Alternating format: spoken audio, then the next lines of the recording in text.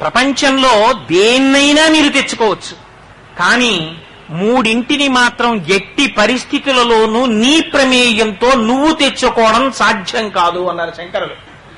ఇవే ఈ మూడే దైవానుగ్రహ కారణాత్.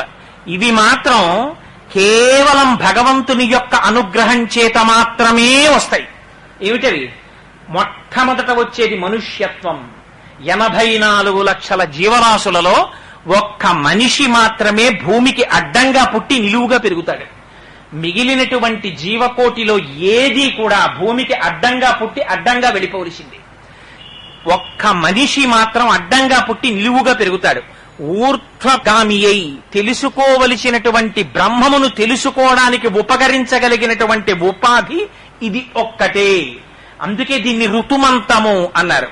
దీనిలో ఉన్నప్పుడు మాత్రమే నువ్వు సత్యమును తెలుసుకోగలవు. ఇంత పరమ పవిత్రమైనటువంటిది మొట్టమొదటిది మనుష్యత్వం.